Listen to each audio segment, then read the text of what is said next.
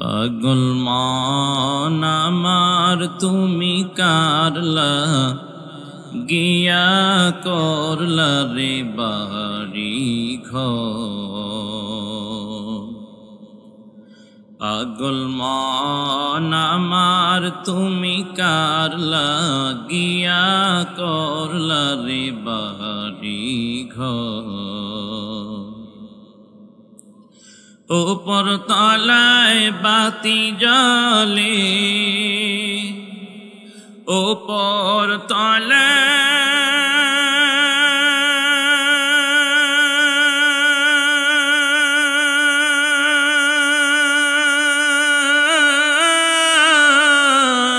বাতি জ্বলে, নিচ তলাতে অন্ধকার তুমি কারলা গিয়া করলা রে বাড়ি ঘর। পাগল মন আমার তুমি কারলা গিয়া করলা রে বাড়ি ঘর। ভাই বলো বন্ধু বলা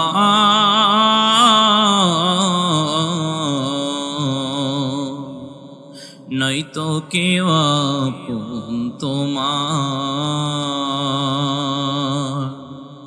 ভাই বলো বন্ধু বলা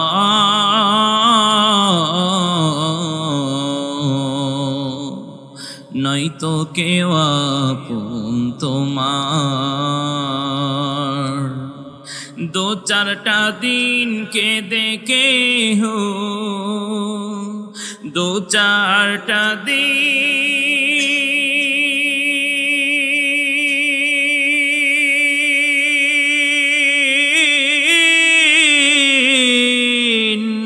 কে দেখে হো, রাখবে না যে খোঁজ খবর তুমি কারলা গিয়া করলা রে বাড়ি ঘর।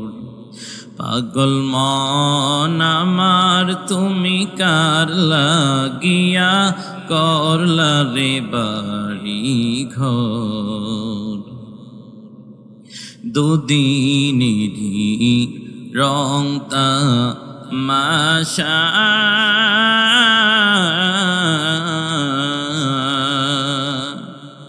আরো যত স্বপ্ন আশা, দুদিনেরই রং তামাশা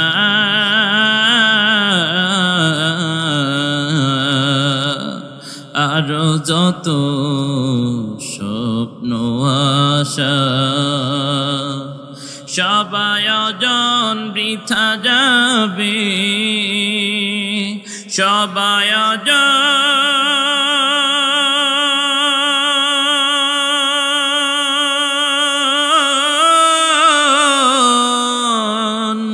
বৃথা যাবে, আপন হবে মাটির ঘর তুমি কারলা গিয়া করলা রে বাড়ি ঘর। পাগল মন আমার তুমি কারলা গিয়া করলা রে বাড়ি ঘর। ক্ষমতা আর বাড়ি গাড়ি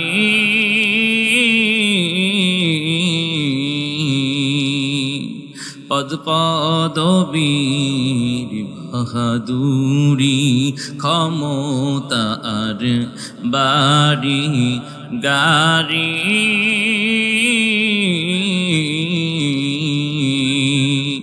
পদ পদবীর বাহাদুরি।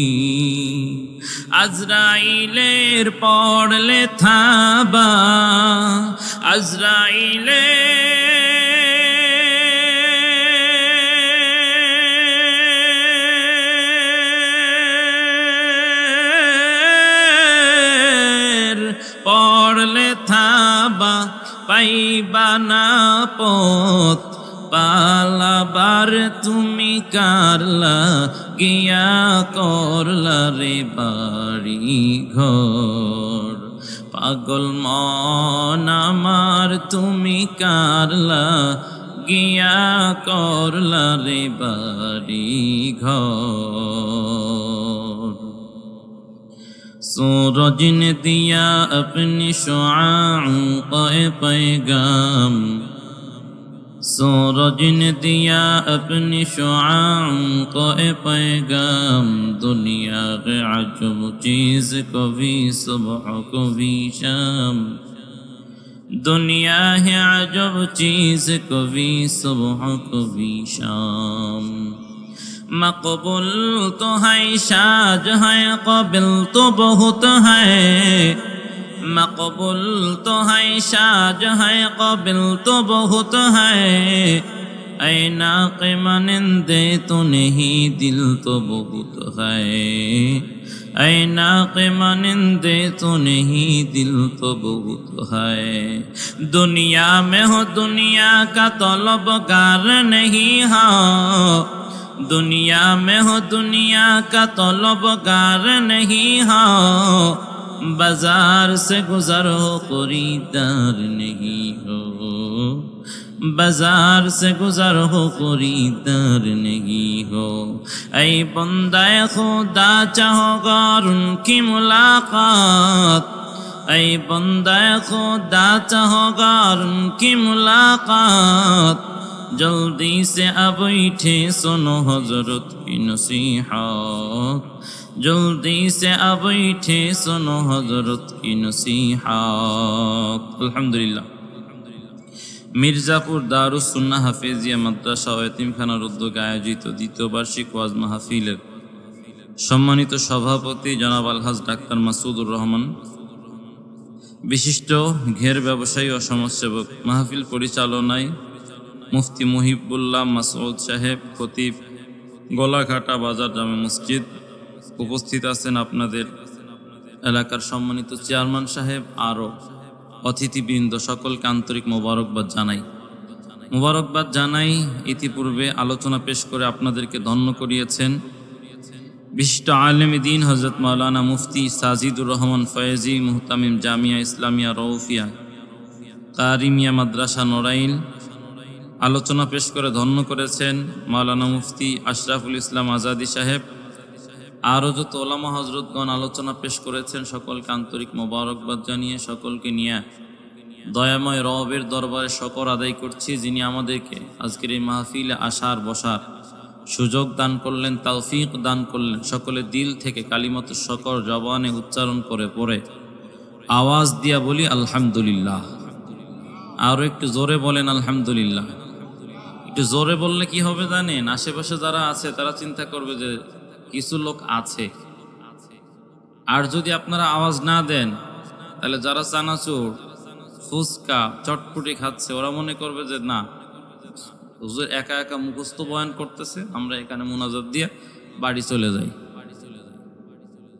এজন্য একটু জোরে সুবহানাল্লাহ আলহামদুলিল্লাহ বলা দরকার ঠিক কিনা বলেন আমরা এখানে যারা এসেছি সবাই একটু সামনের দিকে আগায় বসলে ভালো হয় আর যদি আপনারা চলেই যেতে চান তাহলে মুনাজাত দিয়ে দিই নাকি তাহলে একটু সামনের দিকে আমরা একটু আগায় আসি যারা জান্নাতের দিকে আগাতে চান তারা একটু সামনের দিকে আগায় আসে লা ইলাহা ইল্লাল্লাহ যারা জান্নাতে আগাতে চান জান্নাতে যারা এগিয়ে যেতে চান যারা এগিয়ে আসবে আল্লাহ তাআলার কাছে দোয়া করব আল্লাহ যেন তাদেরকে জান্নাতে এগিয়ে দেন একটু আগায় আসেন মহব্বতের সাথে আরো অনেক ভাইরা আসবে অনেকে আল্লাহ চাইলে ঘুমের থেকে উঠে আসবে আসেন সবাই লা ইলাহা ইল্লাল্লাহ লা ইলাহা ইল্লাল্লাহ মাহফিল হচ্ছে মির্জাপুর আমরা সবাই হব আপন প্রভুর মাহফিল হচ্ছে মির্জাপুর আমরা সবাই হব আপন প্রভুর। আখেরি মোনাজাত না দিয়া কেউ, আখেরি মোনাজাত না দিয়ে কেউ ঘরের দরজায় ফিরব না। লা ইলাহা ইল্লাল্লাহ, লা ইলাহা ইল্লাল্লাহ, লা ইলাহা ইল্লাল্লাহু মুহাম্মাদুর রাসূলুল্লাহ। আমরা দ্বীনি মাহফিল যেখানে হয় আমরা খুব পিছু টান থাকে, আমাদের পেছনে থাকার চেষ্টা করি, আগে যেতে চাই না। আর গান বাদ্য হইলে আগে যাওয়ার চেষ্টা করি, পিছে পড়তে চাই না। হ্যাঁ, তবে গানের মানুষ আলাদা, ওয়াজের মানুষ আলাদা। ওয়াজে যারা যাবে তারা সব সময় যাবে, ছোটখাটো বক্তা আসলেও যাবে, বড় বক্তা আসলেও যাবে। হবে কি, বড় বক্তা আসলে মানুষ একটু চাহিদা বেশি হয়, বেশি আগ্রহ নিয়ে যায়। আর যারা আসবে না একেবারে, ওরা বড় ওলামা ইকরাম দাওয়াত দিলেও আসবে না। আর যারা আসবে তারা কমপক্ষে মোনাজাতের 10 মিনিট আগে হলেও এসে মোনাজাত দিয়ে যাবে বাড়ি, ঠিক কিনা? এই জন্য সম্মানিত উপস্থিতি, আমি আপনাদেরকে বলতে চাই, যত সময় আমরা আলোচনা করব সুবহানাল্লাহ, আলহামদুলিল্লাহ, এগুলো বলার জন্য চেষ্টা করব। পারবো না ইনশাআল্লাহ? যদি কেউ সুবহানাল্লাহ জবান দিয়ে উচ্চারণ করে পড়ে, আল্লাহ তাআলা তার জন্য জান্নাতের ভিতরে একটা গাছ তৈরি করে দিবে। সেই গাছটা কত বড় হবে, যে একটা তেজি ঘোড়া 500 বছর ধরে দৌড়াইলেও এই গাছের ছায়াটা শেষ করতে পারবে। এত বিশাল গাছ আল্লাহ তাআলা তার জন্য দান করবে। এই জন্য সুবহানাল্লাহ আলহামদুলিল্লাহ বলার সুযোগ আসলে আমরা বলার চেষ্টা করব। রব আমাদেরকে কবুল করেন, সকলে পড়ি আমিন। রব্বুল আলামিন ছোট ছোট কারণে অনেক বান্দাদেরকে আল্লাহ তাআলা জাহান্নাম থেকে পরিত্রাণ দান করে জান্নাতের মালিকানা দান করবেন। হাশরের ময়দানে রব্বুল আলামিন তার কোনো একজন গোলামের জন্য জাহান্নামের ফয়সালা করে দিবেন। আর ফেরেশতাদেরকে বলবেন, ফেরেশতারা ধাক্কায় ধাক্কায় আমার গোলামকে জাহান্নামের দিকে নিয়ে যাও। আল্লাহর গোলামকে ফেরেশতারা ধাক্কায় ধাক্কায় জাহান্নামের দিকে নিয়ে যাবে। কয়েক কদম সামনের দিকে বান্দা যখন দিবেন, আবার বান্দা পেছনে তাকায়া পড়বে, আবার সামনে হাঁটবে, আবার পেছনে তাকায়া পড়বে। এরকম কয়েকবার করার পর রব্বুল আলামিন বলবেন, ফেরেশতারা আমার বান্দাকে দাঁড় করে দাও, বান্দাকে আর সামনের দিকে যেতে দেও না। রব্বুল আলামিন বলার সাথে সাথেই ফেরেশতারা বান্দাকে দাঁড় করিয়ে দিবেন। রব্বুল আলামিন বলবেন, ওরে গোলাম, তোমার জন্য জাহান্নামের ফয়সালা করা হয়েছে। এটা কি তোমার কাছে কি মনে হয়? তোমার উপরে কি জুলুম করা হয়েছে নাকি বেইনসাফি করা হয়েছে বলো? গোলাম বলবেন, আল্লাহ আপনি তো বেইনসাফি করতে পারেন না, জুলুম করতে পারেন না, আপনি তো ইনসাফের মালিক। নামাজের ভেতরে দাঁড়ায় দাঁড়ায় পড়েছি মালিক ইয়াউমিদ্দিন, বিচার দিবসের মালিক আপনি। রব্বুল আলামিন আপনি তো বেইনসাফি করতে পারেন না। রব্বুল আলামিন বলবেন, তাহলে পেছনে ফিরে ফিরে তাকাও কেন? পেছনে ফিরে ফিরে তাকাও কেন? তোমার কি আমার বিচার পছন্দ হয় নাই? বলে, হ্যাঁ রব হয়েছে। এরপরেও কেন পেছনের দিকে তাকাও? আল্লাহর গোলাম বলবেন, আল্লাহ আমি এমনি এমনি তাকাই না, তাকাবার পেছনে কারণ আছে একটা। কয়, কি কারণ? কি কারণে তুমি বারবার পেছনের দিকে ফিরে ফিরে তাকাও? কারণটা কি বলো? বান্দা তখন চোখের পানি ছেড়ে দিয়ে রবকে শোনায় বলবেন, রব দুনিয়ার জমিনে কত উলামা ইকরামের বয়ান শুনেছি, প্রত্যেক উলামা ইকরাম খুতবার ভেতরে আউযু বিল্লাহি মিনাশ শাইতানির রাজিম বিসমিল্লাহির রহমানির রহিম পড়েছেন। নামাজে দাঁড়াইছি, সুবহানাকাল্লাহুম্মা ওয়া বিহামদিকা ওয়া তাবারাকা ইসমুকা ওয়া তাআলা জাদ্দুকা ওয়া লা ইলাহা গায়রুক। রব্বুল আলামিন এরপরে পড়েছি আউযু বিল্লাহি মিনাশ শাইতানির রাজিম বিসমিল্লাহির রহমানির রহিম। আপনারা তো এইভাবেই শুরু করেন নামাজ নাকি? এভাবে শুরু করেন না ডাইরেক্ট সূরা ফাতিহা? রব্বুল আলামিনের গোলাম বলবেন, রব সূরা ফাতিহা দিয়ে নামাজ শুরু করেছি, ফাতিহা শেষ, আমিন বলে আবার বিসমিল্লাহির রহমানির রহিমের ভেতরে বিসমিল্লাহির রহমানির রহিম করেছি। উলামা ইকরাম বলেছেন বিসমিল্লাহির রহমানির রহিমের ভেতরে আপনার তিনটা নাম আছে। কয়টা নাম? আরো জোরে বলেন, জোর হলো না, সবাই মিলে বলেন কয়টা? বান্দা বলবেন রব তিনটা নাম আছে।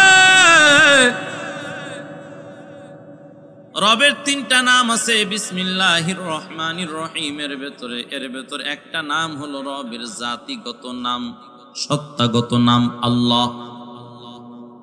আল্লাহ তাআলার জাতি নাম কি? আল্লাহ।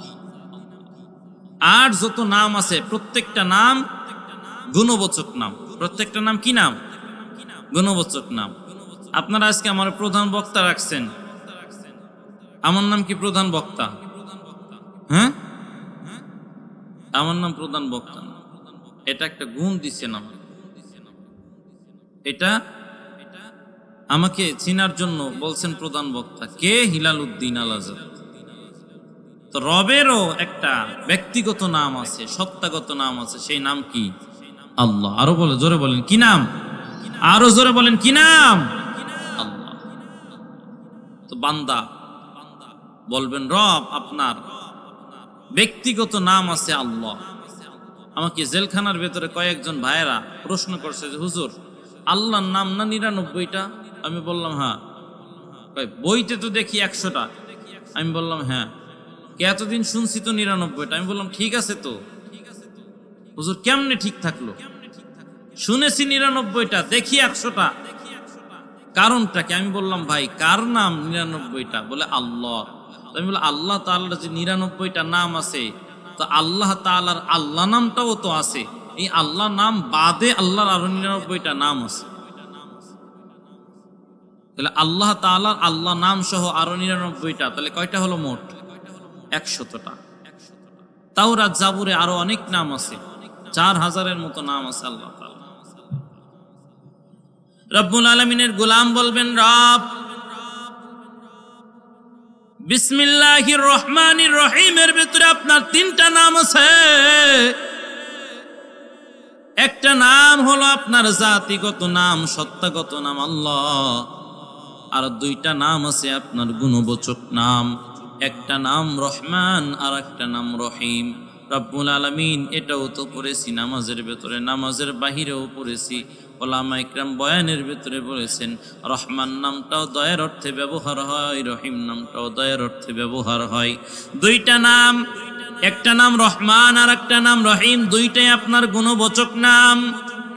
উলামা ইকরাম এটাও বলেছেন রহমান নামের দয়া দুনিয়ার জমিনে আপনি দেখাবেন। রহমান নামের দয়া তো দুনিয়ার জমিনে ঠিকই দেখেছি। আমরা গোলাঘাটা বাজারের ভেতরে ইমানদার বাজার করছি, বেঈমানও বাজার করতে পেরেছি। কেশবপুর বাজারে আমরা ইমানদারও বাজার করতে পেরেছি, বেঈমানেরাও করেছে। কলাগাছি বাজারে ইমানদারেরাও বাজার করেছে, বেঈমানও বাজার করেছে। চুকনগর বাজারে ইমানদারও বাজার করেছে, বেঈমানও বাজার করেছে। রাজগঞ্জ বাজারে ইমানদারও বাজার করেছে, বেঈমানও বাজার করেছে। ইমানদার মাছের মাথার পাশ খেয়েছে, বেঈমান লেজের পাশ খেয়েছে। আপনি রহমান নামের দয়া সবার জন্য আম, সবাই রহমান নামের দয়া পাওয়ার কারণে এটা সম্ভব হয়েছে। রব্বুল আলামিন উলামা ইকরাম এটাও বলেছেন রহিম নামের দয়া আপনি দুনিয়ার জমিনে দেখাবেন না, রহিম নামের দয়া দেখাবেন হাসরের ময়দানে। আর রহিম নামের দয়া কোনো বেঈমান পাবে না, রহিম নামের দয়া পাবে একমাত্র ইমানদারের দল।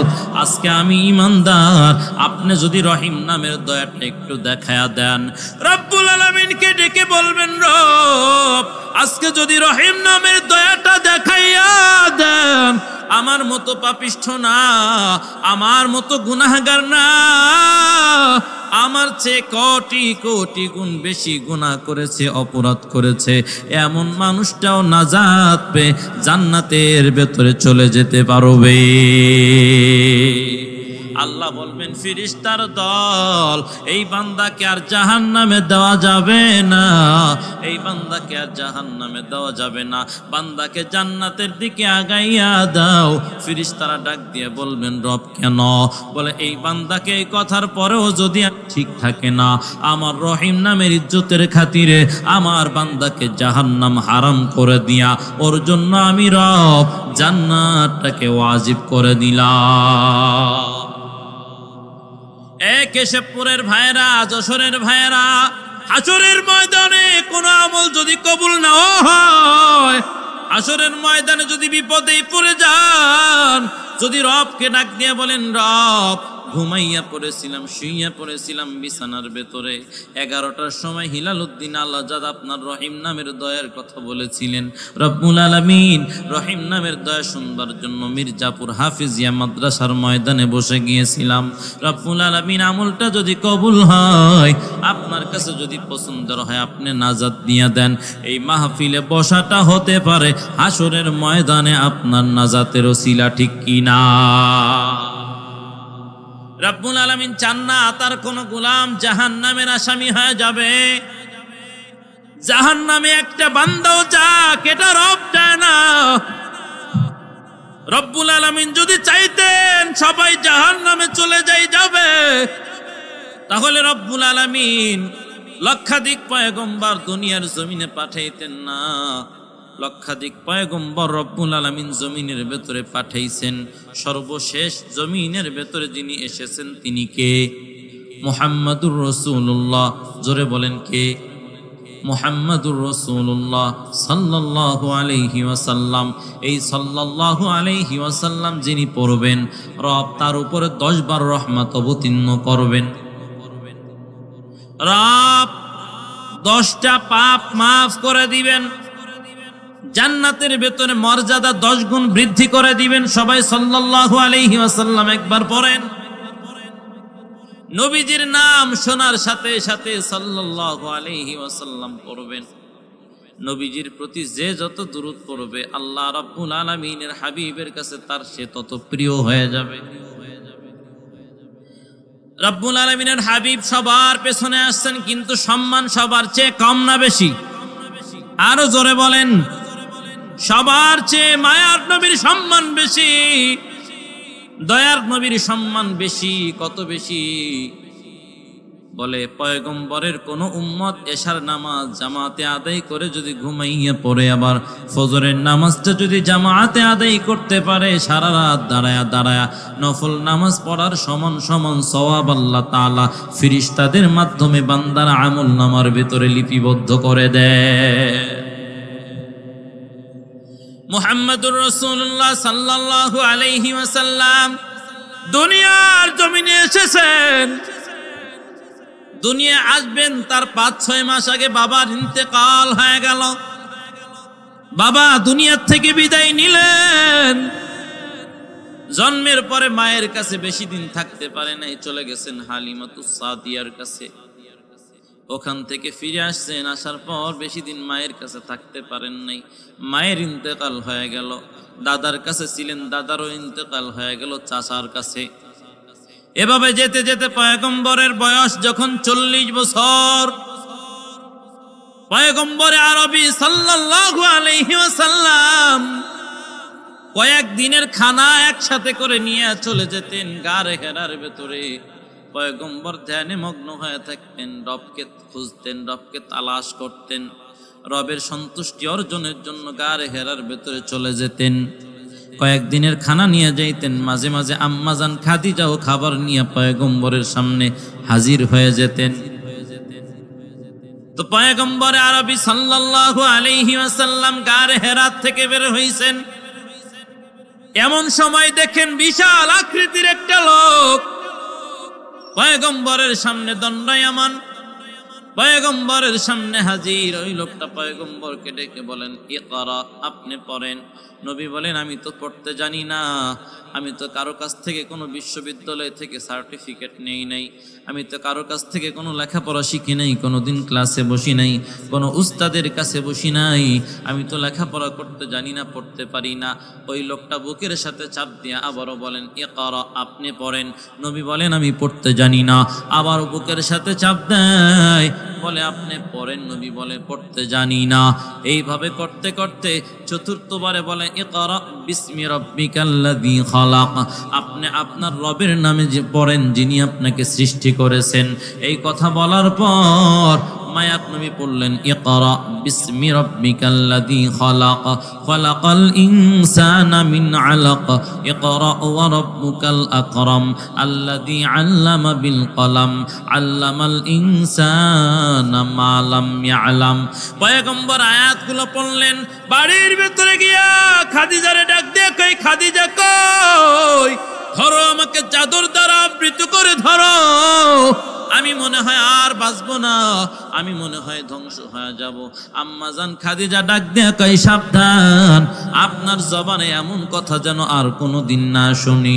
আপনাকে রব ধ্বংস হওয়ার জন্য পাঠায় নাই, রব আপনাকে পাঠাইছেন আপনার মাধ্যমে আবু জাহালের ক্ষমতার চেয়ারের পায়াগুলো ভেঙ্গে গুড়িয়ে দেওয়ার জন্য, কালিমার পতাকা উড্ডীন করার জন্য আল্লাহ আপনারে পাঠাইছে, আপনি ধ্বংস হবেন না।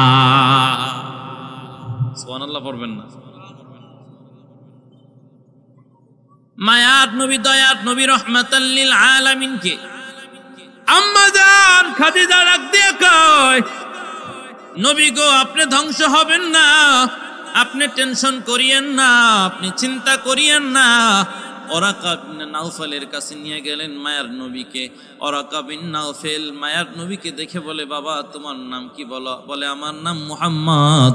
বলে তোমার বাবার নাম কি? বলে আমার বাবার নাম আব্দুল্লাহ। তোমার মার নাম কি? বলে আমার মায়ের নাম আমিনা। তোমার দাদার নাম কি? বলে দাদার নাম আব্দুল মুত্তালিব। এইভাবে মায়ার নবীর কথা যখন শুনলেন ওরাকা বিন নাউফেল চোখের পানি ছেড়ে ছেড়ে কান্না করে আর বলে মুহাম্মদ আমি যদি ওই সময় বেঁচে থাকতাম, ওই সময় পর্যন্ত যদি হায়াত পাই, যখন তোমার কওমের লোকেরা তোমার বিরোধিতা করিয়া তোমার মক্কাতুল মুকাররমা থেকে বের করে দিবেন, তারা দিবেন, আমি তোমার সঙ্গী হব, আমি তোমার সাথী হয়ে যাব। বলে কেন? বলে মুহাম্মদ তুমি সাধারণ কোনো মানুষ না, তুমি সাধারণ কোনো মানুষ না। আর তোমার কাছে যে এসেছিল সেও সাধারণ কোনো ব্যক্তি না। তোমার কাছে যে এসেছিল ওনার নাম জিব্রাইল, উনি সব নবীর কাছে আসছে, তোমার কাছেও এসেছে। আর তোমার কাছে যে জিব্রাইল আসবে এটা তাওরাতের ভেতরে আমি পেয়েছি। চিল্লায়া বলেন আল্লাহু আকবার, আরো জোরে পড়েন আল্লাহু আকবার। মায়ার নবী, দয়ার নবী, রহমাতাল লিল আলামিন কে আম্মা জান খাদিজা কম্বল দিয়ে মোড়াইয়া শুয়াইয়া দিয়া কাজ করতে যাবেন, এমন সময় দেখে মায়ার নবী গুনগুন করে কান্না করে। নবীজির কাছে আয়েশা ডাক দেয়া বলে নবী গো আমি বুঝতে পেরেছি আপনি কান্না করেন কেন। আপনি নতুন নবুয়তের সনদ পাইলেন, আপনার বিবিরে কালিমা পড়াইতে পারলেন না, এই জন্য আপনি বড় চিন্তিত, আপনি বড় ভরাক্রান্ত হৃদয় আপনি আছেন, কান্নাকাটি করতেছেন। নবী গো দেন আপনার হাতটা বাড়াইয়া দেন। আপনার হাতে হাত দিয়া সর্বপ্রথম আমি খাদিজা কালিমা পড়ে মুসলমান হয়ে যা। মায়াত নবী, দয়াত নবী, রহমাতাল লিল আলামিনের বিবি খাদিজা কালিমা পড়ে মুসলমান হয়ে গেলেন। মায়াত নবী এখন আর বসে থাকলে চলবে না। মায়াত নবীকে রব্বুল আলামিন বললেন নবী গো ওয়া আনদির আশিরাতাকাল আকরাবিন, আপনার নিকটতম যারা আছে তাদেরকে আপনি দাওয়াত দেন, দ্বীন সম্পর্কে বুঝান। আপনি তাদেরকে দাওয়াত দেন, দ্বীন সম্পর্কে বুঝান। আমি আল্লাহ একজন আছি এই কথা বলে দেন। আমি আপনাকে নবুয়তের সনদ দিয়েছি এ কথা বলে দেন। মায়ার নবী কেমনে দাওয়াত দিবেন? রব্বুল আলামিন বলেন হিকমতের সাথে দাওয়াত দাও। উদউ ইলা সাবিলি রাব্বিকা বিল হিকমা ওয়াল মাউইযাতিল হাসানা, মানুষের হিকমতের সাথে মজার বয়ান দিয়ে মানুষের দ্বীনের দিকে ডাকো। মায়ার নবী, দয়াত নবী, রহমাতাল লিল আলামিন কৌশল অবলম্বন করলেন, চলে গেলেন আবু জাহালের কাছে। আবু জাহালের কাছে গিয়া ডাক দিয়ে কই চাচা যান আগামীকাল দুপুরবেলা আমার বড় চাচা আবু তলেবের বাড়ি খানা খাবেন, দাওয়াত নিয়ে গেলাম।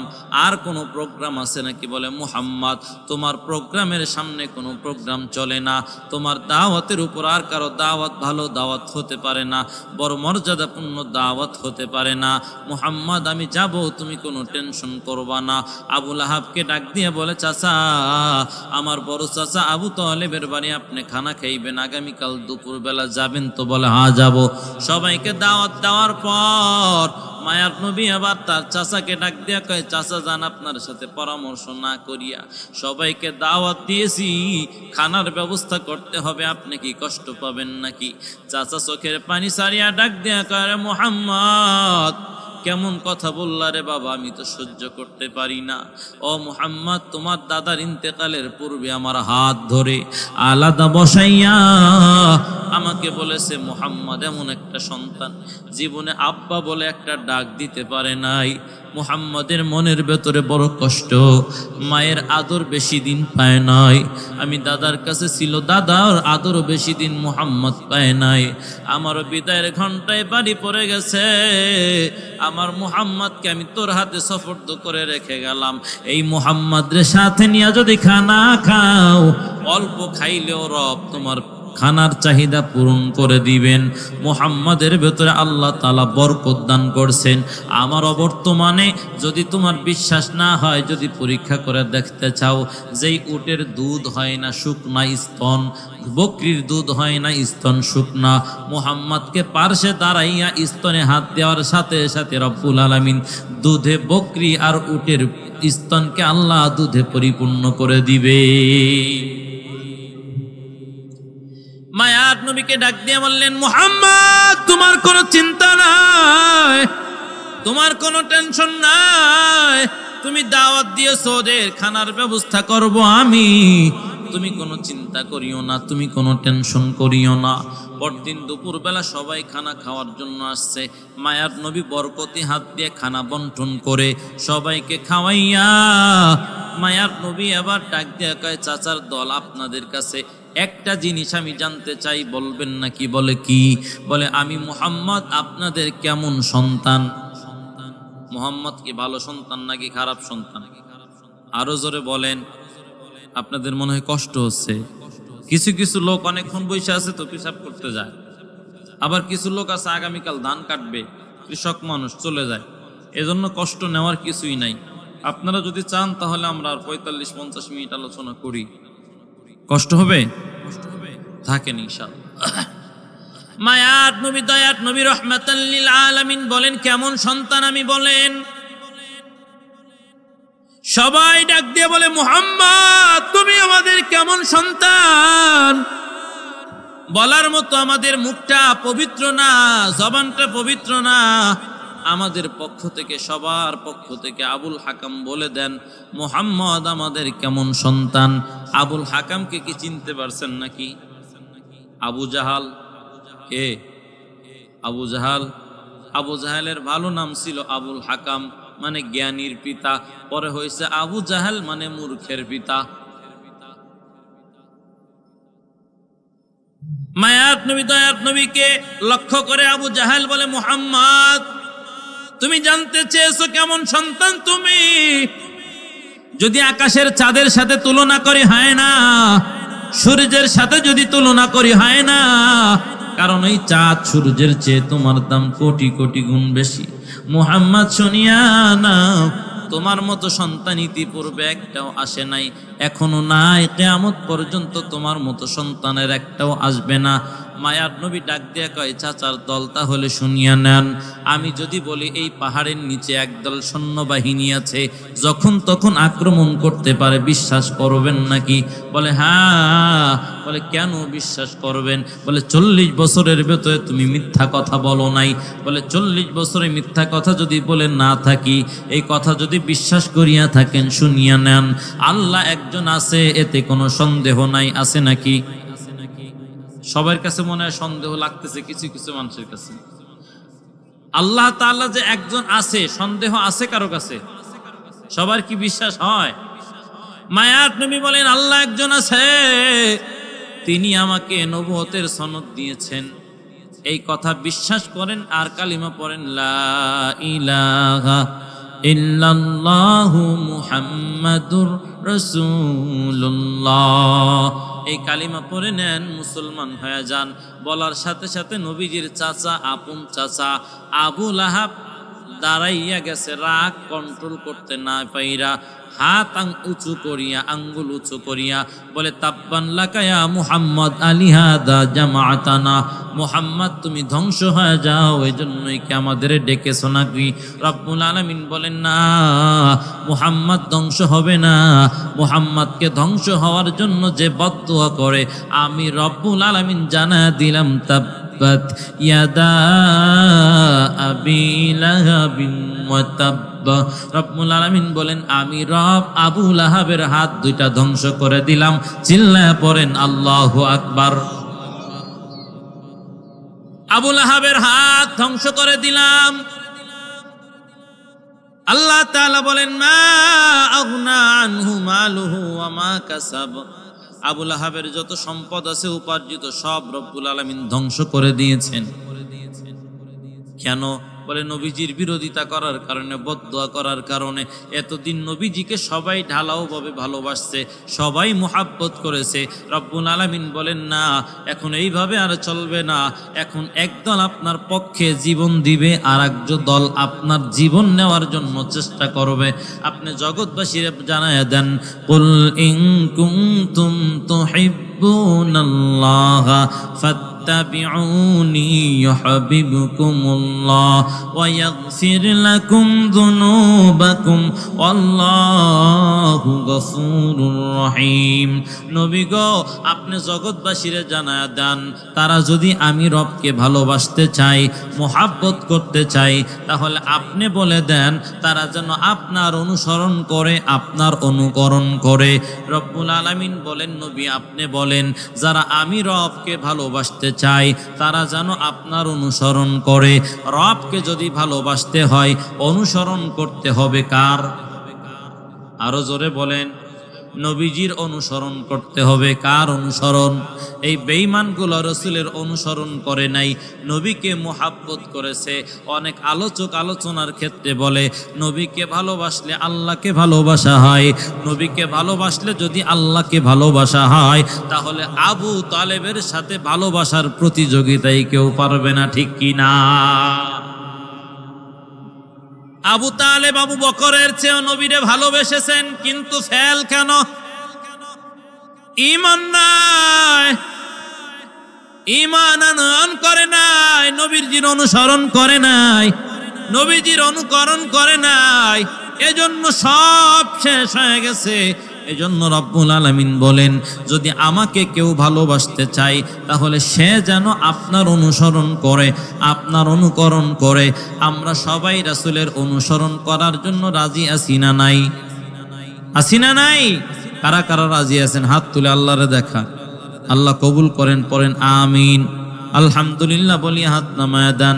এ নবীর উম্মত, এতক্ষণ পর্যন্ত বেঈমানের গোষ্ঠী রাসূলকে ভালোবেসেছে বলেছে জবান দিয়া, কিন্তু এই ভালোবাসার ভেতরে সমস্যা ছিল, এই ভালোবাসার ভেতরে বেজাল ছিল। কিন্তু আপনি আমি রাসূলকে ভালোবাসি, এই ভালোবাসার ভেতরে বেজাল আছে না? সব খাঁটি ভালোবাসা। আরো জোরে বলেন, খাঁটি না মাটি? আল্লাহ তাআলা আমাদের সবাইকে খাঁটিভাবে রাসূলকে ভালোবেসে রাসূলের অনুসরণ অনুকরণ করে আল্লাহ তাআলা আপনাকে আমাকে রাসূলের খাঁটি উম্মত হয়ে, আল্লাহর খাঁটি বান্দা হয়ে কবরে যাওয়ার জন্য তৌফিক দান করে দেন। সকলে পড়েন আমিন। লাল নীল সাদা বেগুনি রং বেরঙ্গের সিলমারা, লাল নীল সাদা বেগুনি রং বেরঙ্গের সিলমারা, ভেজাল কোনটাতে আছে যাই না সহজে ধরা, ভেজাল কোনটাতে আছে যাই না সহজে ধরা। লাল নীল সাদা বেগুনি রং বেরঙ্গের সিলমারা, লাল নীল সাদা বেগুনি রং বেরঙ্গের সিলমারা, ভেজাল কোনটাতে আছে যাই না সহজে ধরা, ভেজাল কোনটাতে আছে যাই না সহজে ধরা। সোনার বাংলায় নাই রে সোনা আছে বাংলাদেশ, তারপরেও তাতে দেখো ভেজালের নেই শেষ। সোনার বাংলায় নাই রে সোনা আছি বাংলাদেশ, তারপরেও তাতে দেখো ভেজালের নাই শেষ। লাখ শহীদের রক্ত মাখা চাদর মুড়ি দিয়া, খাঁটি সোনার সবটুকু যে গেছে কবে নিয়া, ঠিক কিনা বলেন? লাখ শহীদের রক্ত মাখা চাদর মুড়ি দিয়া, খাঁটি সোনার সবটুকু যে গেছে কবে নিয়া। তোমার আমার লাগি মহা দরদি সাজে যারা, ভেজাল কোনটাতে আছে যাই না সহজে ধরা, ভেজাল কোনটাতে আছে যাই না সহজে ধরা। মসুরির ডাল সোয়াবিন তেল সাদা সাদা মুড়ি, খাইলে পরে মিয়া ভাই তোর নষ্ট হবে ভুঁড়ি। মসুরির ডাল সোয়াবিন তেল সাদা সাদা মুড়ি, খাইলে পরে মিয়া ভাই তোর নষ্ট হবে ভুঁড়ি। খাঁটি মধুর কথা ওদের মুখে মুখে শুনি, আসলে নাই খাঁটি মধু মিশাই তাতে চিনি, আছে না নাই? যারা চিনি মিশাই মধুর ভেতরে, ওরা তো আবু বকরের মতো ইমানদার নাকি ভেজাল ইমানদার? মধু একটা ভালো জিনিস, তুলসীর পাতা দিয়ে মধু খাইলে নাকি কাশি সারে, ভালো হয়, অন্য অন্য অসুস্থতা দূর হয়।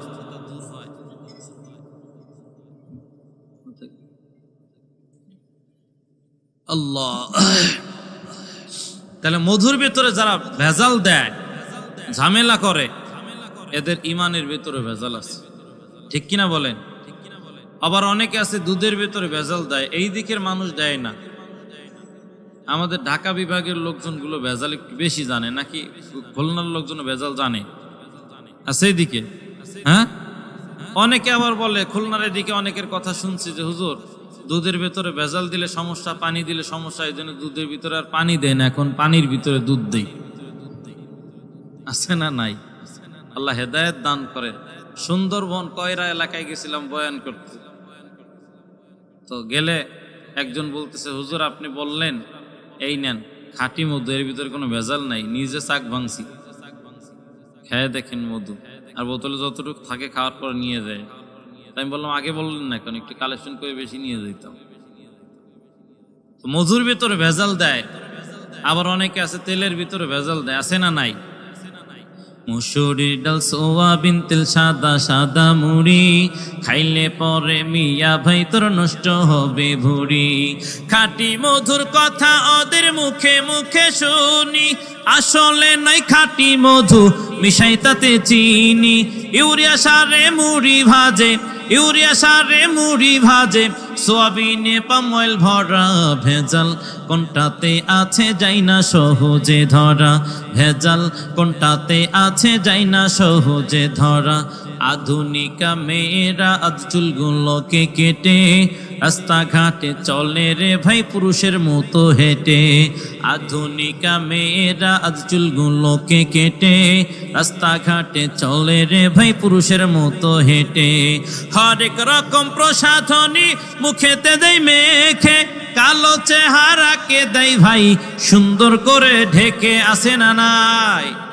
কয়দিন আগে ছিল কাকের মতো কালা, এখন হয়ে গেছে মুলা ফেল। আপনাদের এলাকায় আছে নাকি? বিভিন্ন কি প্রসাধনী মাইখে মোটামুটি কালাটাও এখন ধলা হয়ে গেছে। আরে কালো হলে যে দাম কম তা না, বেগুন তো অধিকাংশ বেগুন কালো জাতের বেগুন। তারপরেও সাবেক প্রধানমন্ত্রী শেখ হাসিনা দাঁড়ায় বলছিল একবার রমজানে যে বেগুনের এত দাম, বেগুন বাদ দিয়ে কুমড়া দিয়ে বেগুনি বানাই খান, বলছিল কিনা? বেগুনের দাম অনেক সময়, আবার মূলা খাইতে খাইতে মানুষের একটা সময় এমন হয় যে যদি আপনি ঘরের গোয়ালের গরুকেও দেন, খোয়াড়ের গরুও খাইতে চায় না, যদি দেন আগে জিজ্ঞাসা করে গ্যাসের ট্যাবলেট আছে কি। আর যারা নিয়মিত খায় তাদের তো বায়ু বাতাসের জ্বালায় রাস্তায় চলা যায় না, গ্যাস খালি বের হতে থাকে, সিলিন্ডার বাস্ট হয়ে যায় কোন সময়। তো কালো হলে যে দাম কম বিষয়টা এমন না, আমাদের মা বোনেরা চিন্তা করতে করে যে সুন্দর হইলেই মনে হয় দাম বেশি। ওই রকম এক মা আপনাদের মির্জাপুর বাড়ি আসছে ছেলে একজন দেখার জন্য। ছেলে এসে ও মা, এ দেখি জান্নাতের হুর, আমার বাড়ি হলো ফরিদপুর সদরপুর, আর মেয়ে রয়েছে কেশবপুর মির্জাপুর, এতদিন দেখো নাই জান্নাতের হুর। এখন ছেলের অবস্থা দেখে মা কয় কি ব্যাপার, এই পাগল হয়ে গেছিস কেন? কয় মা এরে তো বিয়ে না করে নিয়ে গেলে তো ঝামেলায় পড়ে যাবো, ঢুকে যাবো। টাকা তো নিয়ে আসি নাকি, আব্বাকে বলো বিকাশে যেন পাঠায় দেয়। আব্বা মোটামুটি টাকা পয়সা পাঠায় দিছে, পাঠায় দেওয়ার পর বিয়ে শাদী করে নিয়ে গেছে। সকালে ছেলেও ঘুমের থেকে ওঠে না, বউ ঘুমের থেকে ওঠে না, মাও ডাকতে পারে না। 9টার সময় উঠছে, দেখে চোখ ফুলে লাল হয়ে গেছে। কিরে বাবা কান্দিস কেন? বৌমা পছন্দ হয় নাই। বৌমা কোনটা আবার? যেটারে নিয়ে শুয়ে থাকলি রাত্রে? কয়টা তো আলকাতরাতুন নিসা।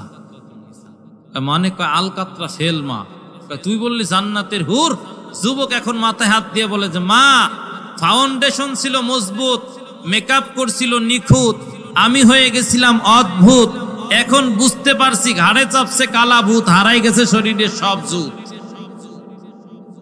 মা কয় তুই সারা রাত ভরে করছিস কান্না, আমি এখন শুরু করি কান্না, বন্ধ হয়ে যাক রান্না। মাও কাঁদে, ছাও কাঁদে। আর মহিলারা ওয়াজ শুনে কয় হুজুর যা বলেন না তা বলেন, কারো গলায় যদি একবার ঝুল দিতে পারি কমপক্ষে 5 লাখ। 5 লাখ যদি না দেয়, প্রথমে দেব যৌতুক মামলা, পরে দেব কৌতুক মামলা, তারপরে দেব নির্যাতন মামলা। আছে না নাই? এদেশে পুরুষ নির্যাতন হয়, মহিলারা নির্যাতিত তেমন হয় না, ঠিক কিনা বলেন? অধিকাংশ এলাকার ভিতরে পুরুষ নির্যাতন চলে। বউ থাকবে না, ওর আর এক জায়গায় প্রেম ভালোবাসা আছে আগের থেকে, ও চলে যাবে, স্বামীর যৌতুক মামলাটা দিয়ে দিচ্ছে। আল্লাহ হেদায়েত দান করেন, পড়ে না আমিন। আধুনিকা মেয়েরা আজ চুলগুলোকে কেটে রাস্তাঘাটে চলে রে ভাই পুরুষের মতো হেঁটে।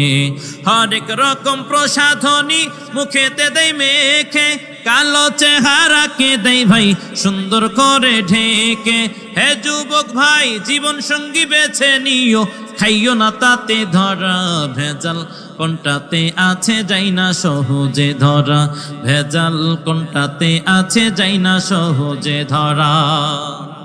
নামাজ নাই রে রোজা নাই রে সাজে মুসলমান, দাবি করে জান্নাতেরই বড় মেহমান।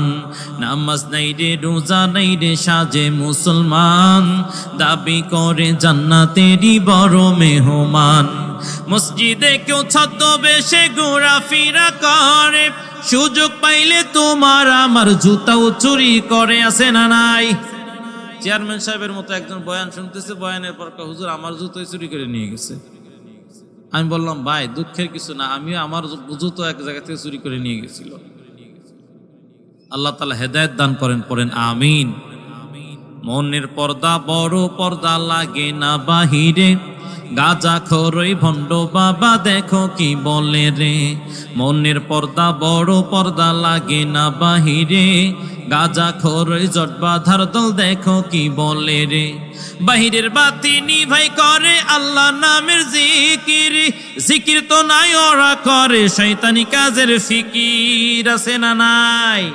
আর গান গায়ার জিকির করে, বাবা কি যাই বাঁশি বাজাইলা সারা জাগান উঠল মাউতি। আছে না নাই? এগুলো ভেজাল নাকি সঠিক? আল্লাহ তাআলা ভেজাল থেকে আমাদের হেদায়েত দান করেন, পড়েন আমিন। তো নবীজির সামনে যেগুলো গিয়েছিল ও সবগুলোর ভিতরে ভেজাল ভালোবাসা, সঠিক ভালোবাসা না। নবীজিকে আল্লাহ তাআলা বললেন যারা আপনার অনুসরণ করবে, অনুকরণ করবে, তারাই কেবল আমার ভালোবাসা পাবে। তাদের স্লোগান দেওয়া লাগবে না, 12ই রবিউল আউয়াল ইয়া নবী সালামু আলাইকা বলা লাগবে না, সাইয়্যিদুল আইয়াদ পালন করা লাগবে না, তাদের ক্ষীর আর জিলাফি আর বিরানি নিয়ে তাদেরকে মিছিল মিটিং করা লাগবে না, তাদের স্লোগান দেওয়া লাগবে না। আমি রবই বলে দিলাম, ইউহিব্বুকুমুল্লাহ, আমি রব বলে দিলাম, আমি আল্লাহই তোমাদের ভালোবাসবো। আল্লাহু আকবার। তাহলে যারা নবীজির অনুসরণ করবে, অনুকরণ করবে, তাদেরকে ভালোবাসবেন কে? রব্বুল আলামিন ভালোবাসবেন। কিন্তু এই বেঈমানগুলো তো রাসূলকে ওইভাবে অনুসরণ করে নাই, অনুকরণ করে নাই। ওরা কি করছে? নবীজির মুখে থুথু মেরে ঘর থেকে সবগুলো বের হয়ে গেছে। নাউজুবিল্লাহ পড়েন, একটু মহব্বতের সাথে নাউজুবিল্লাহ পড়েন। নবীর মুখে থুতু মারছে, কষ্ট লাগে না? নাউজুবিল্লাহ পড়লেন না কেন? নবীর উম্মত নবীজির কালেমা পড়ে নাই, নবীজির বিরোধিতা কইরা নবীজির মুখের উপরে থুতু মেরে ঘর থেকে বের হয়ে চলে গেছে। ওদের সংসদ ভবনের ভেতরে গিয়া আবু জাহাল ডাক দিয়া বলে, আবু লাহাব, উতবা সাইবা, এদিকে আয়। মুহাম্মাদের কালিমা গ্রহণ করলাম না, এই মুহাম্মদ অন্য জায়গায় গিয়া যদি কালিমার দাওয়াত দেয় তাহলে কি হবে জানো? একটা সময় তার দলে লোক ভিড়ে যাবে, একটা সময় আমাদের উপর নির্যাতনের স্টিম রোলার চাপায়া দিবে। এ মুহাম্মদ, এই আবু লাহাব, শুনো, মুহাম্মাদের দাওয়াতি কাজ বন্ধ করার জন্য আসো আমরা সবাই ঐক্যবদ্ধ হইয়া, সবাই স্বাক্ষর করিয়া, সবাই চিঠি লিখে বিভিন্ন দেশের রাষ্ট্রপতিদের কাছে পাঠায়া দেই। রাষ্ট্রপতিদের কাছে চিঠি লেখা শুরু হয়ে গেল। ইতালির বাদশার কাছে চিঠি লেখা শুরু হয়। ইতালির বাদশার কাছে চিঠি লিখে দিল, আমাদের এলাকার ভেতরে একটা ছেলে আছে, তার নাম মুহাম্মদ। এই মুহাম্মদ জন্মের আগে বাবা হারায় এতিম হয়ে গেল, জন্মের পরে মা হারায় এতিম।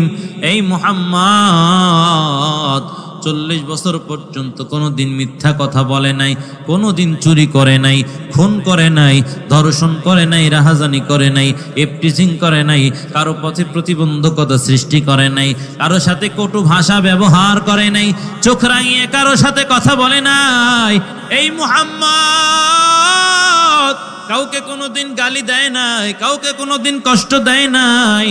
এই মুহাম্মদের বাবার নাম আব্দুল্লাহ, তার বাবার নাম আব্দুল মুত্তালিব, তার বাবার নাম হাশেম, তার বাবার নাম আব্দে মানাফ, তার বাবার নাম কুসাই, তার বাবার নাম কিলাব।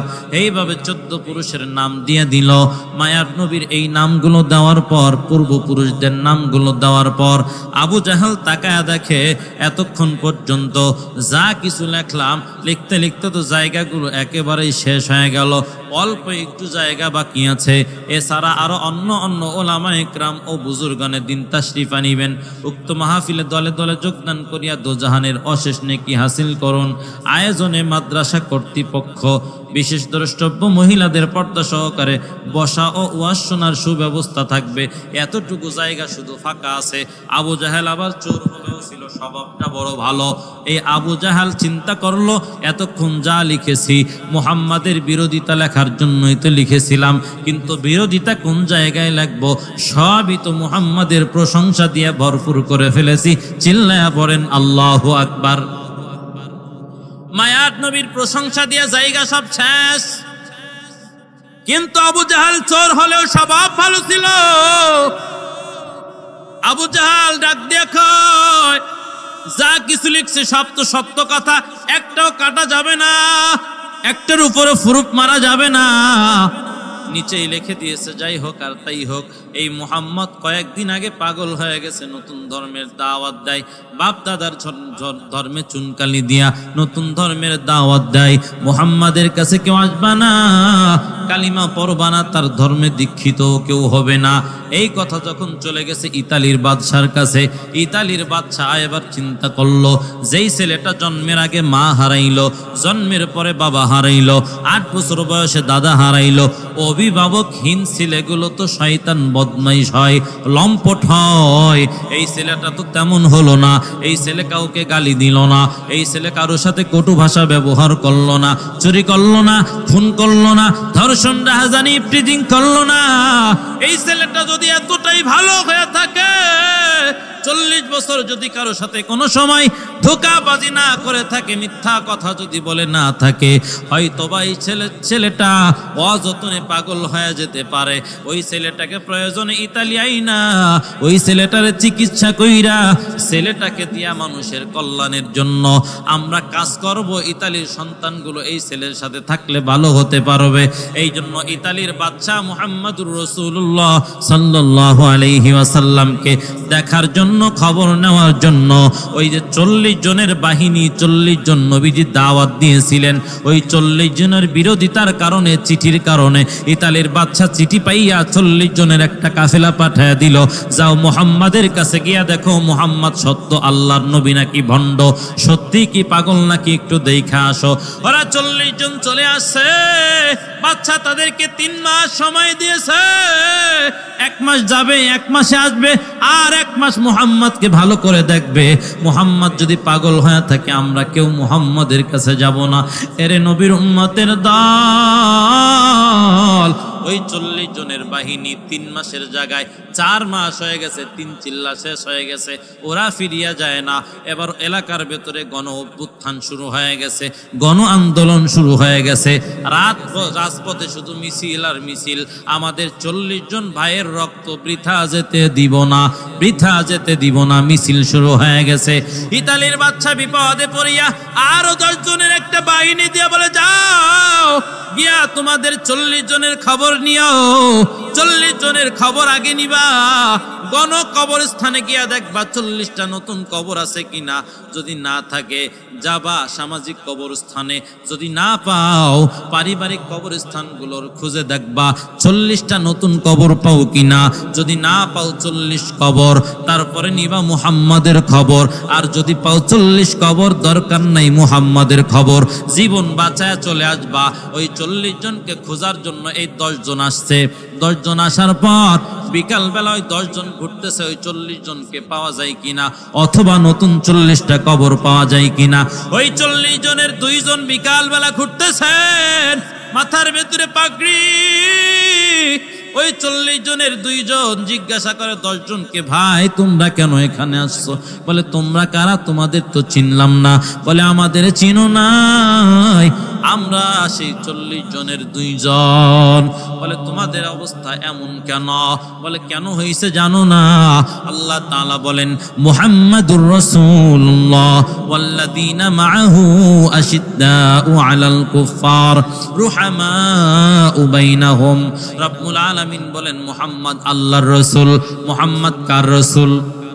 আরো জোরে বলেন, মুহাম্মদ আল্লাহর রাসূল, এতে কোনো সন্দেহ নাই। মুহাম্মাদের সাথীদের প্রথমত 2টা গুণ। একটা গুণ হলো তারা বেঈমানদের প্রতি বড় কঠোর, নিজেদের প্রতি নিজেরা বড় সদয়, ঠিক কিনা? বেঈমানদের প্রতি বড় কঠোর, নিজেদের প্রতি বড় নিজেরা সদয়। নিজেদের প্রতি নিজেদের হৃদ্রতার কোনো ঘাটতি নাই, অভাব নাই। ওই সাহাবা একরামদের দিকে লক্ষ্য করে রব্বুল আলামিন বলেন, তারাহুম রুকআন সুজদান ইয়াবতাগুনা ফাদলাম মিনাল্লাহি ওয়া রিদওয়ানা সীমাহুম ফি ওজুহিহিম মিন আসারিস সুজুদ।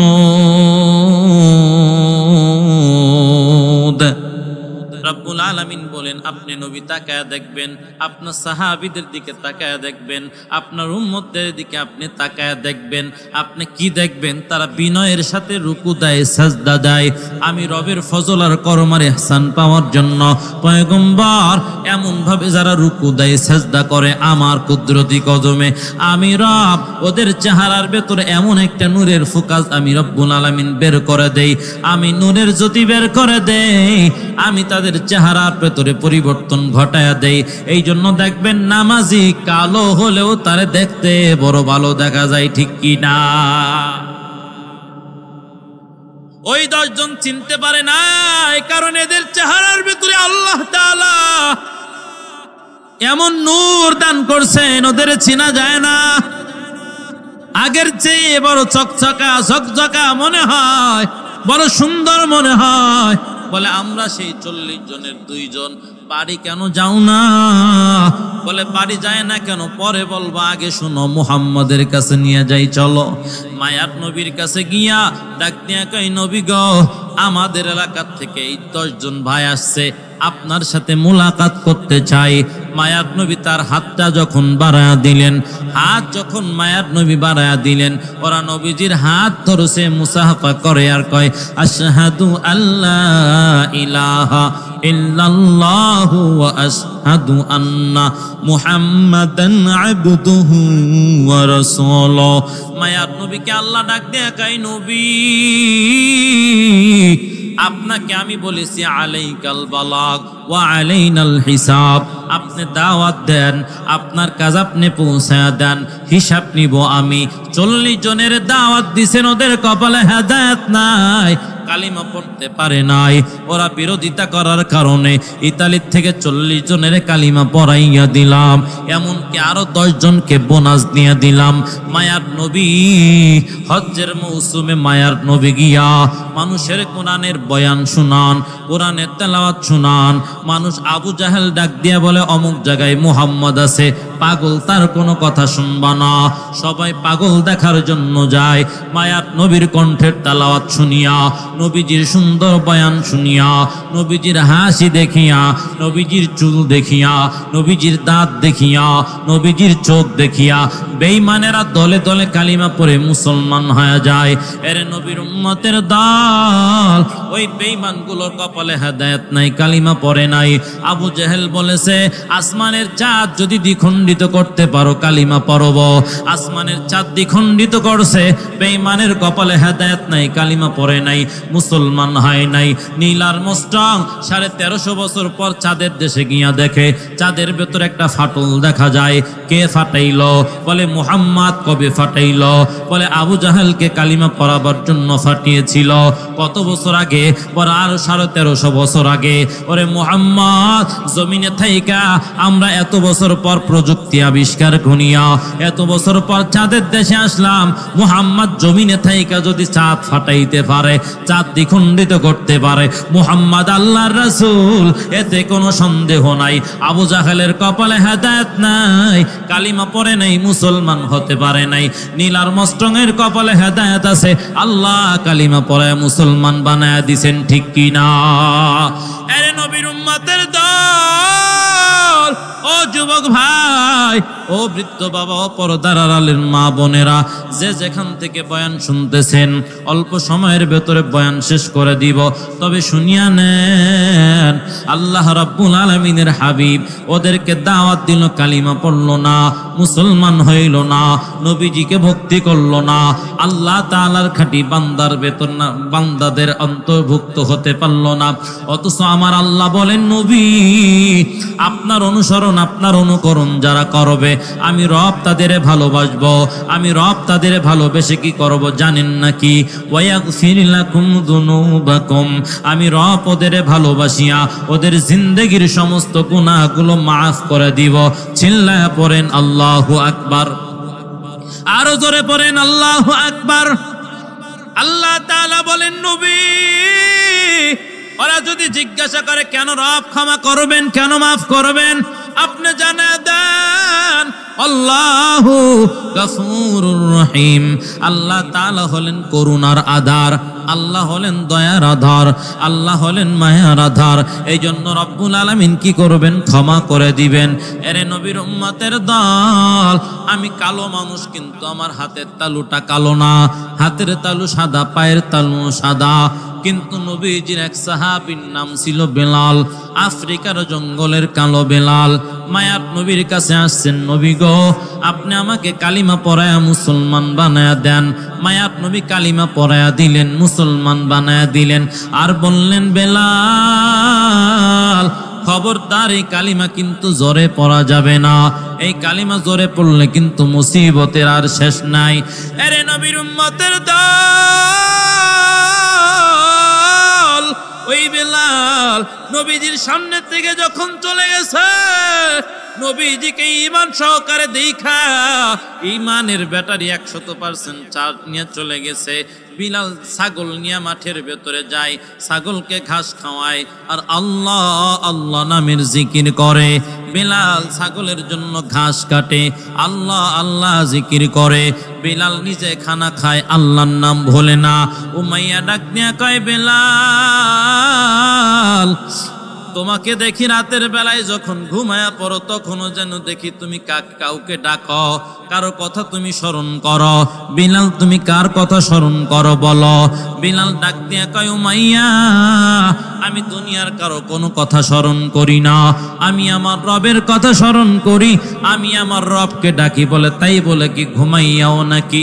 বিলাল ডাক দিয়া কয়, উমাইয়া রাতের বেলায় আমি ঘুমাই, আমার মালিক তো ঘুমাই না, আমার মালিকের জীবন নাই, ঘুমানো নাই, আমার মালিকের জিমও নাই, ঘুমও নাই, মালিকের তন্দাও নাই, নিদ্রাও নাই, মালিকের তন্দাও নাই, নিদ্রাও নাই, মালিক তো ঘুমাই না। আল্লাহু লা ইলাহা ইল্লা হুয়াল হাইয়ুল কাইয়্যুম লা তাখুযুহু সিনাতু ওয়ালা নাওম। ওই মালিকের ঘুমও নাই, ওই মালিকের জিমানও নাই। ওই বেলাল ডাক দিয়ে কয়, আমি ওই মালিকের ডাকি, আমি ঘুমাইতে পারি কিন্তু আমার মালিক ঘুমাই না। উমায়া ডাক দিয়ে বলে, ওরে বেলাল, যদি মালিকের ডাকা বন্ধ না করো তোমাকে প্রহর করা হবে, আঘাত করা হবে। বেলাল ডাক দিয়ে কয়, উমাইয়া, শুধু আমাকে প্রহার করবা, আমাকে আঘাত করবা তাই না, আমার গায়ের চামড়াগুলো খুলিয়া ফেলবা তাই না, আমাকে যদি আমার কলিবুকটা ছিদ্র করিয়া ফাড়িয়া আমার কলিজাটাকে যদি বাহির করিয়া যদি টুকরা টুকরা করা হয়, এরপরেও আমার কলিজার টুকরা থেকে আওয়াজ আসবে আল্লাহ এক, আল্লাহ এক, আল্লাহ নামের জিকির বের হয়ে যাবে। ওই বেলালকে গলার ভেতরে গামছা লাগাইয়া, গলার ভেতরে রশি লাগাইয়া মরুভূমির বালুর উপর দিয়ে, পাথরের উপর দিয়ে টানা হেসরা করে। এরপরও বেলাল আল্লাহরে ভোলে না। বেলালের ডান হাতে পাথর, বাম হাতে পাথর চাপা দিয়া, পায়ের উপরে পাথর চাপা দিয়া, বুকের উপরে পাথর চাপা দিয়া বেলালকে রোদ্রের উপরে শুয়াইয়া রাখে। বেলাল আল্লাহ আল্লাহ বলে ডাকতে কষ্ট হয়, বেলাল আহাদ আহাদ বলে ডাকতে থাকে, আল্লাহকে স্মরণ করতে থাকে।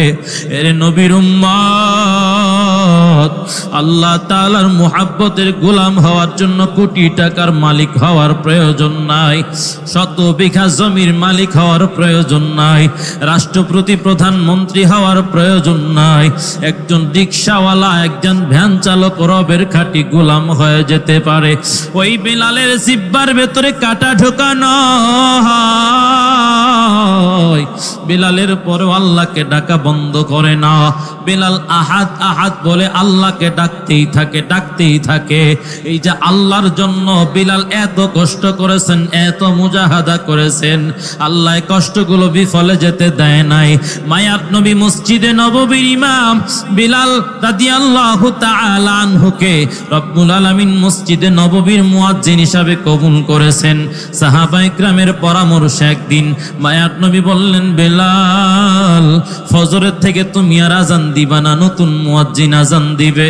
বেলালে হাবশী রাদিয়াল্লাহু তাআলা আনহু চলে গেলেন, মসজিদের পাশে গিয়া ডাক দেয়, রব, আপনি বানাইছেন কালো, আপনি বানাইছেন ঠোঁট মোটা, আপনি বানাইছেন গোলামের বাচ্চা গোলাম, সব কিছু করলেন আপনি, আর মসজিদে নববীর মুয়াজ্জিনের থেকে বাদ পড়ে গেলাম আমি। রব্বুল আলামিন আপনার নবীর পেছনে একটু একামত বলার জন্য কাছে যেতে পারি না, হয় যেতে পারতাম না। নবী গো, আমি তো সহ্য করতে পারি না। ওই বেলালের কান্না আমার রব কবুল করে নিয়েছেন। ফজরের সময় হয়ে গেছে, নতুন মুয়াজ্জিন মিষ্টি কণ্ঠ দিয়ে আজান দিছে, নবীজি মিম্বরে বসা, ওদিকে আকাশ পরিষ্কার হয় না। জিবরাইল আমিন ডাক দিয়া কই, নবী, মদিনার মসজিদে কেন আজান হয় না? মদিনার মসজিদে আজান হলে বাইতুল মামুরেও আজান হবে। বলে না, নতুন মুয়াজ্জিন দিয়ে আজান দেওয়ানো হয়েছে। বলে ওই আজান আরশে আজিম পর্যন্ত পৌঁছায় নাই। বেলালকে ডাক দিয়ে আপনি নতুন করে আজান দিতে বলেন, না হয় সুবহি সাদিক হবে না। চিল্লায়া পড়েন আল্লাহু আকবার। এরে নবীর উম্মতের দল, ও যুবক ভাই, ও বৃদ্ধ বাবা, ও পর্দার অন্তরালের মা বোনেরা, রব্বুল আলামিন বেলালকে কবুল করে নিয়েছেন। ওই বেলাল নবীজির ইন্তেকালের পর সব মানুষ নবীজির রওজার পাশে গিয়া সালাম দেয়, ভিড় জমায়। বেলাল একবারের জন্য যায় না। বেলাল তার পানির বাটি কোথায়, কম্বল কোথায়, তার কাঁথা কোথায়, তার বালিশ কোথায়, সবগুলো মাথায় নিয়া নবীজির রওজার পাশে গিয়া ডাক দিয়া কয়, নবী, মন চায় আপনার রওজায় আসতে, কিন্তু আসি না কেন জানেন? সবার ইচ্ছা মদিনায় থাকবে, আমার ইচ্ছা মদিনায় থাকবো না। কারণ যে মদিনায় আমি আজান দিতাম আপনি ইমামতি করতেন, এখন আজান দিব অন্য কেউ আপনার জায়গায় দাঁড়াবে, আমি বেলাল সহ্য করতে পারবো না, এজন্য আজান দিব না, আমি চলে যাই দামেস্কে। চলে গেলেন বেলাল। 6 মাস হয়ে গেল। 6 মাস পর মায়ার নবী স্বপ্নে ডাক দিয়া কয়, বেলাল কত মানুষ আসে, তুমি কেন আসো না? বেলাল কান্নায় বেকারার হয়ে গেছে। বেলাল মদিনার দিকে দৌড়ায়। মদিনার ছোট ছোট বাচ্চারা বেলালকে দেখা ডাক দিয়া কয়, মা এতদিন পর বেলালকে দেখলাম। ও মা, মন বলে আজকে রহমাতাল লিল আলামিন আসবে, চলো মা মদিনার মসজিদে যাই, নবীকে দেখা তপ্ত হৃদয়টাকে সিক্ত করে ফেলবো, মা চলো যায়। এ নবীর উম্মত সবাই বেলালকে আজান দিতে বলে, বেলাল আজান দিতে চায় না। সবাই পরামর্শ করিয়া হাসান হুসাইনকে নিয়ে আসছে। হাসান হুসাইন আইসা বেলালের 2 হাত ধরে টানে আর বলে, বেলাল চাচ্চু আজান দেন। বেলাল তাকায় দেখে রহমাতাল লিল আলামিনের চেহারা মুবারকের ছাপ এই ছোট বাচ্চার চেহারা দুইটার দিকে দেখা যায়।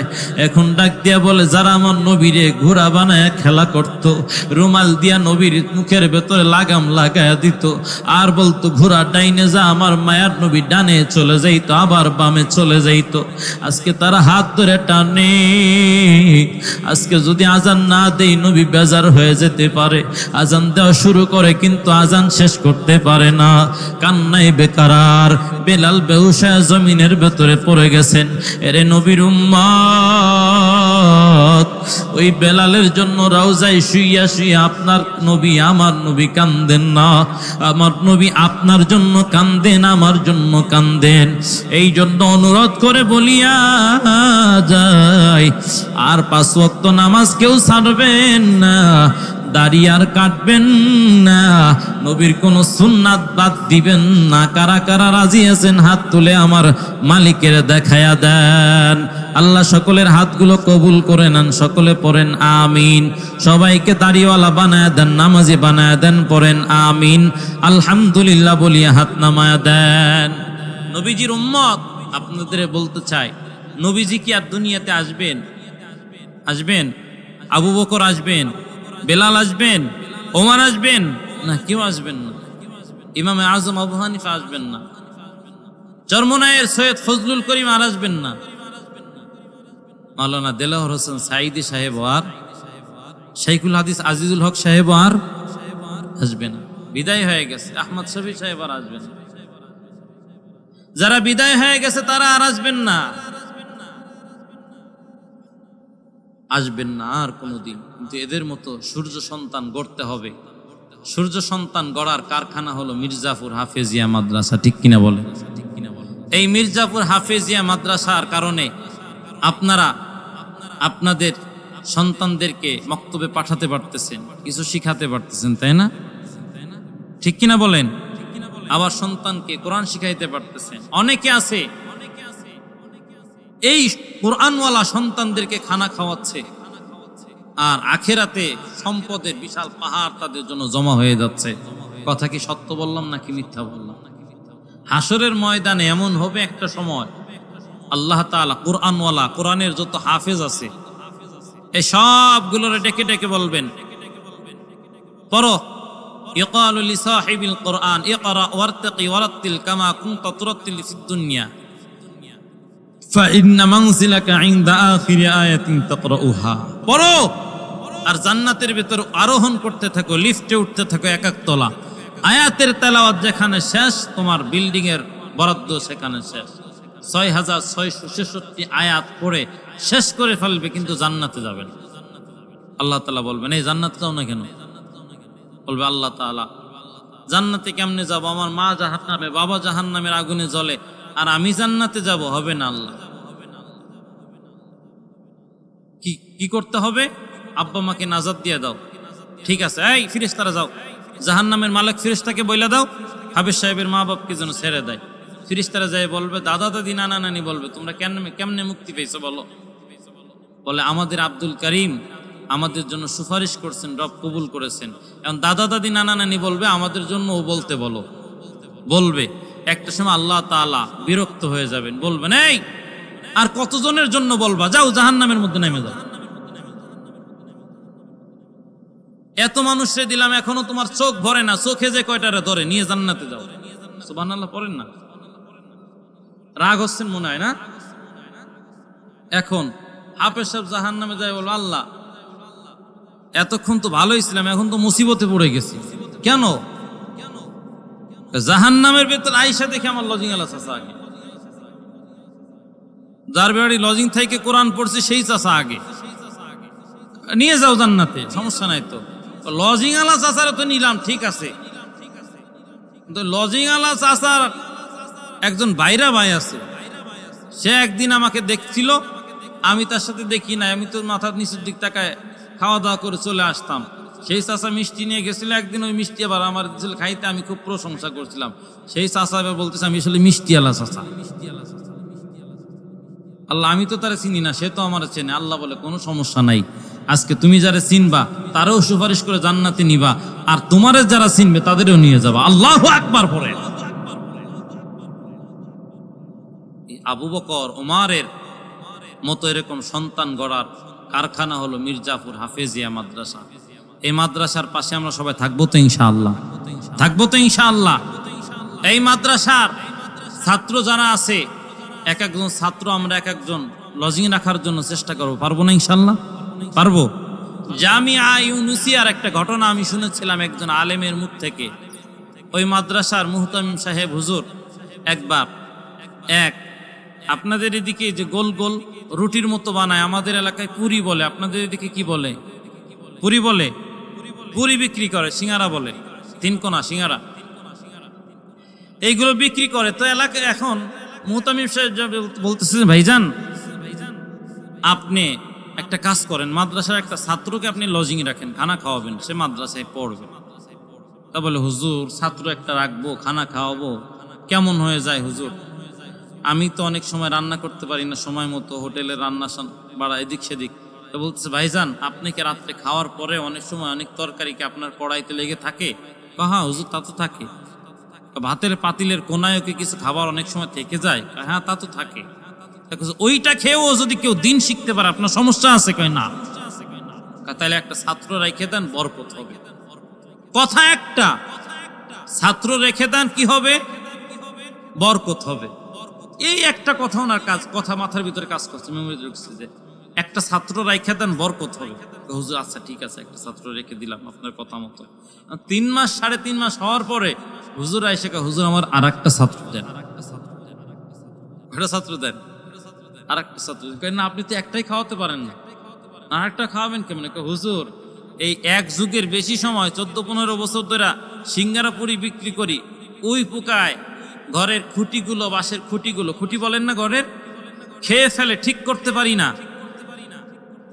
আর এখন এমন কাস্টমারের ভিড়, উপচে পড়া ভিড় আমার দোকানে, যে আমি বসারই জায়গা দিয়ে পারি না। দোকান এখন বড় না করে পারি না, দোকান বড় করছি, একটারে রাখছি এত বরকত, আর একটারে দেন বরকত আর একটু বাড়ুক। সুবহানাল্লাহ। জামিয়া ইউনিসে 8-10 জন ছেলে, সেই বাড়ি এখনো খানা খায়। বরকত দেওয়ার মালিক কে? আরো জোরে বলেন কে? আল্লাহ তাআলা বরকত দান করে। আমি চাইবো একটু মুজাহাদা করে, একটু কষ্ট করে, আমি এই মজলিসের ভেতরে চাইবো যে 14 জন মানুষ নিয়ত করবেন, আমি দোয়া করব বদরি শহীদ 14 জনের সাথে আল্লাহ তাআলা যেন তাদেরকে জান্নাত দান করেন। কে কে আছেন যে একটু লজিং নেবেন, যে হুজুর ছাত্র আমি একজন নিব, একটু দাঁড়ান, একজন দাঁড়ান, আমি একটু তার জন্য দোয়া করে যাই। মুসাফির মানুষ, বহু দূর থেকে আসছি, একটু বলেন কে আছেন যে একজন ছাত্র লজিং রাখবেন? কি নাম? রবিউল ইসলাম মিটু। আল্লাহ তাআলা রবিউল ইসলাম ভাইয়ের এই নেক উদ্যোগ নিয়ত কবুল করেন। লিখে ফেলেন ভাইরা। 2 নম্বরে কে আছেন? আল্লাহ আপনার বদরি শহীদ সাহাবীদের সাথে আপনার বান্দাকে হাসরের ময়দানে শামিল করে জান্নাতি বানায় দিয়েন, পড়েন আমিন। আরেকজন কে আছেন একটু বলেন। 2 নম্বর কে লজিং রাখবেন? 2 নম্বরে কে আছেন একটু বলেন, বলেন 2 নম্বরে কে আছেন? যেতে হবে খালি হাতে, যেতে হবে খালি হাতে, সঙ্গে কিছুই যাবে না, 3.5 হাতে জায়গা পাবি, পাবি না রে বিছানা। 3.5 হাতে জায়গা পাবি, পাবি না রে বিছানা। আজকে তুমি যাদের লাগি শুধুই পাগল পারা, ফুরিয়ে এলে বাতাসটুকু কেউ যাবে না তারা। আজকে তুমি যাদের লাগি শুধুই পাগল পারা, ফুরিয়ে এলে বাতাসটুকু কেউ যাবে না তারা। ছাড়তে হবে মায়ার বন্ধন, ছাড়তে হবে মায়ার বন্ধন, সাধের বালাখানা। 3.5 হাতে জায়গা পাবি, পাবি না রে বিছানা। 3.5 হাতে জায়গা পাবি, পাবি না রে বিছানা। 2 নম্বরে কে আছেন? লজিং রাখবেন, একজন ছাত্র খানা খাওয়াবেন, ছোট হোক বড় হোক সমস্যা নাই। নিয়ত করেন রব কবুল করে নিলে বরকত আল্লাহ তাআলা বাড়ায়া দিবেন, কামাইতে বরকত বাড়ায়া দিবেন, রিজিকে বরকত বাড়ায়া দিবেন। আল্লাহ তাআলা সুস্থতার জিন্দেগি দান করবেন। গৌহাট ডাঙ্গা মাদ্রাসা গোপালগঞ্জ আব্দুর রহমান নামের একটা ছাত্র লজিং থাকে। লজিংওয়ালা চাচা একদিন রাত্রেবেলা জিজ্ঞাসা করছেন, আব্দুর রহমান কি খানা খাওয়ার জন্য এসেছিল নাকি? বলে হ্যাঁ। খানা খেয়ে গেছে? বলে রাত্রেবেলা আসে নাই, দুপুরে এসেছিল। মেয়ে ডাক দিয়ে বলে, বাবা মা নিষেধ করছে রাত্রেবেলায় খানা খাইতে আসে নাই। ডাক দিয়া বলে, বিবি আব্দুর রহমান যদি রাতের বেলা খানা না খায়, পরিষ্কার তোমারে 3টা তালাক দিয়ে দিলাম, থাকার কোনো অধিকার আমার বাড়ি নাই। রাতের বেলায় মহিলা ঘরের কাছে গিয়া কান্না করে আর কয়, হুজুর আব্দুর রহমানকে একটু পাঠায়া দেন। বলে সকালবেলা যাবে? বলে না, রাত্রে যদি না যায় সমস্যা কি? সমস্যা বলে আমার স্বামী আমার 3 তালাক দিছে, শর্ত হলো যদি আব্দুর রহমান খানা খায় তালাক হবে না, না খাইলে তালাক। কেন ভাই আপনি এই পাগলামি করলেন? বলে হুজুর আমার প্রত্যেক দিন ইনকাম ছিল 50 টাকা, যেদিন থেকে আমি আব্দুর রহমানকে নিছি ওই দিন থেকে আমি নৌকা চালায় 200 টাকা ইনকাম করি, রব আমারে বরকত দিছেন, এজন্য আব্দুর রহমানকে চাই বাড়ি পর্যন্ত নিয়ে যাব। সেই রাত্রেবেলায় কান্নাকাটি করে আব্দুর রহমানকে নিয়ে গেছেন।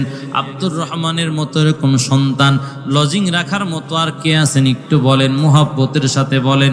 আল্লাহ তাআলা বরকত দান করবেন, কামাইতে বরকত দান করবেন, রিজিকে বরকত দান করবেন। 2 নম্বরে কে আছেন? একটু বলেন। 2 নম্বরে কে হবে না? হ্যাঁ, প্রত্যেকের বাড়ি লজিং আছে যারা আছেন নাকি? নিয়ত করেন 2 নাম্বার, একটু মহাব্বতের সাথে বলেন 2 নাম্বার। 14 জন বলছি, কমপক্ষে 4 জন তো দরকার। 4 জন দরকার না কমপক্ষে? 2 নাম্বার কে আছেন? একটু মনকে বুঝান যে একটা ছেলে আর কতই বা খাবে? একটা ছেলে প্রত্যেকদিন কয় কেজি? 2 কেজি চাউলের ভাত খাবে? হ্যাঁ,